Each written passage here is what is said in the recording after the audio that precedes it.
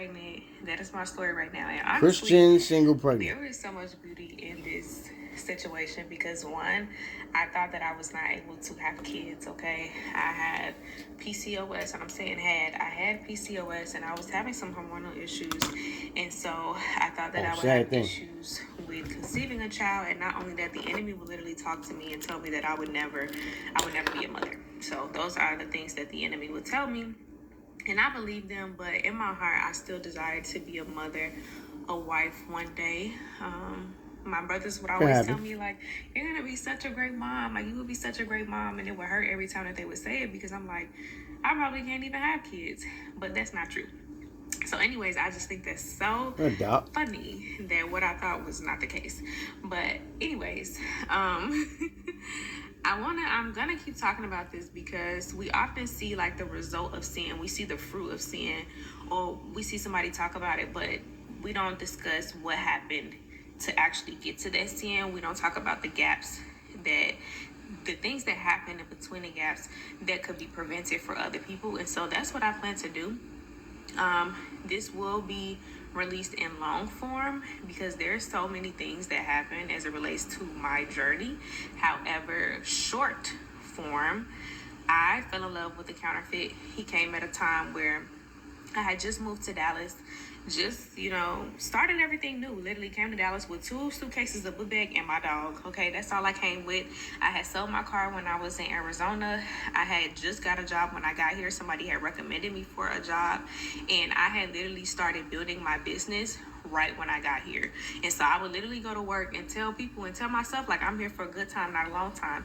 And I had talked to God and I told him, like, I'm going to stay here for this amount of months.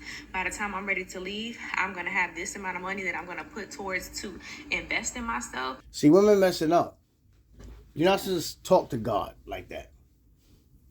You give thanks and prayers when you talk to God. You say, God, thank you for keeping me healthy every day. Giving me energy to wake up. I'm not sick in bed. Thank you for giving me a beautiful child that don't have health problems, that's not sick. Natural, healthy birth. You don't conversate with God, you're supposed to conversate with a man. Conversate with a man. So she's doing everything backwards. Now, she's a good lady though. She's just not doing things the proper way. You conversating with God, which should be conversating with a man. Telling him your moves, telling him your plans, and he might make your life better. Because he might be in a big situation. His income might be high. He might be able to take care of you. See, women they doing everything backwards and they saying backwards things. It's not making no sense. You conversating with God, and you're supposed to be conversating with a man. God put you here to get a man. A good man. But what women's problem is, oh man, poor choices. They're very naive. They act like kids. So to tell God to give you strength when you feel helpless, when you feel down, when you're depressed. You ask him for stuff like that. You don't conversate with him, tell him about your future plans and your business. You talk to a man about that over the dinner table. Yeah, I have a business. Oh, you do? Oh, that's good. He might support it. So women is backwards. They conversating with God when they should be conversating with a man.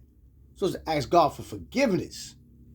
Tell God, thank you for getting me through this journey. Thank you for making me reach the age of 46 and I don't have no health problems. You know what I mean? I ain't get shot or stabbed. Thank you, God.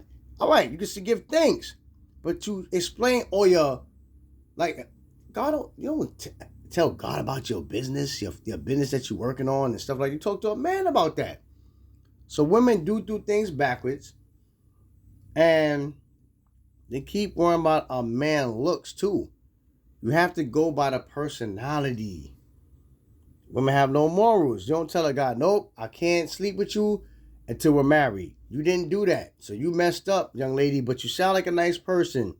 But you could be a nice person, but you have to know what's going on. You have to live right and move right. You can't open your legs unless you're married. And I'm out.